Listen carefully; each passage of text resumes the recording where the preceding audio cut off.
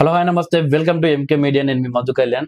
So ప్రతిరోజు మనం ఒక జనరల్ టాపిక్ గురించి మాట్లాడుకుంటాం, సమాజంలో జరిగే ఒక్కొక్క విషయాల గురించి. సో ఈరోజు మరొక టాపిక్ తో మీ ముందుకు రావడం జరిగింది. నమస్కారం సార్. నమస్తే మధు. సార్ మీరు చూసి ఉంటారు, ఒక చిన్న పిల్లలు సార్, ఒక 9 సంవత్సరాలు ఉంటాయి అనుకుంటా వాళ్ళకు. వాళ్ళు ఇన్స్టాలో రీల్స్ చేస్తుంటారు.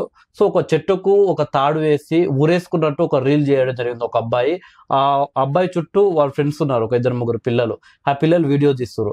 అయితే సడన్ గా అది ఆ తాడు గట్టి అయిపోయి ఆ పిల్ల నిజంగానే ఊరేసుకొని చనిపోవడం జరిగింది. ఆ పిల్లలేమో అది యాక్టింగ్ అనుకున్నారు. సో ఏం సార్ అంత ఘోరమైన పరిస్థితి రావడానికి కారణం ఏందంటారు? సో అది నిజంగా ఊరేసుకున్నట్టే అని నువ్వు అన్నావు, కానీ అక్కడ జరిగేదే మొత్తం వేరు ఉంటది. సో 2 రకాలుగా ఇది మనం అభివర్ణించవచ్చు అన్నట్టు. ఒకటి ఏంటంటే సోషల్ మీడియా అదే వేరే వీడియోలు చూసి పిల్లలు ఇన్ఫ్లుయెన్స్ అయి ఉంటారు. వేరే వాళ్ళు వచ్చేసి అన్ని ప్రికాషన్స్ తీసుకొని ఒక యాక్ట్ అయితే చేసి దానివల్ల వ్యూస్ వచ్చినాయి అన్నటువంటిది అది. ఇక్కడ రెండో విషయం ఏంటంటే వాళ్ళు తెలిసి చేసినా తెలియకుండా చేసినా కూడా ఆడ మొత్తానికి వాళ్ళ మోసం చేసింది ఎవరినయ్యా అంటే తల్లిదండ్రులనే పిల్లలు మోసం చేసినారు. ఎందుకంటే జనరల్ గానే నవమాసాలు మూసి కానీ ఎన్నో వాళ్ళ మీద ఆశలు పెట్టుకున్నటువంటి తల్లిదండ్రులకు అడియాసలు అయితే చేసినారు. సో ఇక్కడ ఏంటయ్యా అంటే కనుక దాని ముందు అంటే అక్కడ నువ్వు చెప్పినట్టు అక్కడ ఉన్న వాళ్ళ సేమ్ ఏజ్ వాళ్ళు అయి ఉండొచ్చు. మేబీ అక్కడ ఎవడన్నా ఒక పెద్దవాడు అయి ఉంటే కనుక వాడు సజెషన్లను ఇవ్వగలడు.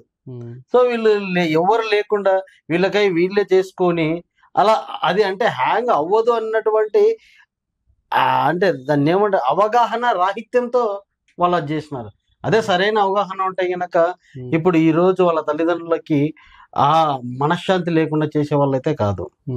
సో కంపల్సరీ దీన్ని ఆ పెద్దలు ఎడ్యుకేట్ చేయాలి. ఇలాంటివి పిల్లలకి వాళ్ళు హ్యాపీగా ఉన్నారులే అని వీళ్ళు అనుకుంటూ ఉంటారు బయట వాళ్ళు చేసే పనులకి. కానీ ఇలాంటి ఇన్సిడెంట్లు జరిగినప్పుడు ఏ విధంగా బయటపడాలి అన్నది ఒక సరైన అవగాహన ఇస్తే ఇలాంటివి అన్నవి రిపీట్ అయితే అవ్వవు అనేది నా ఉద్దేశం. ఆ ఇన్సిడెంట్ కాకుండా చాలా వరకు బయట ఈ రీల్స్ పిచ్చి తోటి చాలా మంది చనిపోతారు కదా సార్. బైక్ రేసింగ్ కావచ్చు, వేరే ఇతర దాంట్లో కూడా. సో ఇంత ఘోరాలు జరుగుతున్నాయని ఎందుకు దాన్ని కట్టడి చేయలేకపోతారు సార్ వాళ్ళు? అవును, రీసెంట్ గానే చూస్తున్నాము 2 బైక్ రైడర్ స్టాంట్ చేయడానికి వెళ్ళి వెనక కూర్చోడానికి ఎక్కువ దెబ్బ తాకి చనిపోయినారు. ఇవన్నీ కూడా తెలియకుండా ఆ క్షణంలో ఈ క్షణికావేశంలో అంటే పెద్దల మీద గౌరవం లేకపోవడం ఒకటి, వాడి మీద వాడికి ఓవర్ కాన్ఫిడెన్స్ ఉండడం ఒకటి, అండ్ ఏదో వేరే వాళ్ళ కోసం నేను నిరూపించుకోవాలి, సోషల్ మీడియాలో ఇది పెడితే కనుక నాకు ఎక్కువ మంది ఫాలోవర్స్ వస్తారు, ఒక నేమ్ వస్తుంది, ఫేమ్ వస్తుంది అన్నట్టు అంతవరకే ఉంటది. దాని తర్వాత ఏమవుతుంది అన్నది తెలియదు. కొంతమంది ఇంకొకటి చూసినాను, నువ్వన్నట్టే ఒక ట్రైన్ వస్తూ ఉంటది, వాళ్ళు రీల్ చేసుకుంటూ ఉంటారు. బై మిస్టేక్ అది ఫాస్ట్ వచ్చేసరికి ట్రైన్ వాడు వంతెన మీద ఉంటాడు, అట్లనే వంతెన మీద నుంచి కిందికి దూకి కాళ్ళు ఇరగొట్టుకుంటాడు. ఇట్లా 1 కాదు 2 కాదు, ఎన్నో ఎన్నో ఎన్నో సందర్భాలలో ఎన్నో రకాలుగా మనం చూస్తూనే ఉంటాం. అయినా కూడా చేసిన తప్పులే మళ్ళా ఈ పిల్లలు చేసుకుంటూ తల్లిదండ్రులకి ఒక హృదయ ఘోషణ అయితే మిగిలి సార్. ఇప్పటి వరకు అయితే మనం చూసాం సార్, ఇప్పుడు టిక్ టాక్ నుండి మొదలైంది కదా సార్. అవును, ఇప్పుడు ఇన్స్టా వరకు వచ్చింది. సో అప్పటికిప్పటి చాలా వరకు పెరుగుతుంది సార్. అంటే భవిష్యత్తులో ఇలాంటి ఘోరాలు మనం ఇంకా ఎక్కువ చూడబోతామా, లేక దీని ఏమైనా తగ్గే ప్రయత్నాలు ఏమైనా ఉన్నాయంటారా సార్? 2 జరుగుతాయి. ఘోరాలు తగ్గే ప్రయత్నాలు అది మనిషి లోపల నుంచే ఒక ఆలోచన అన్నది ఉద్భవించాలి.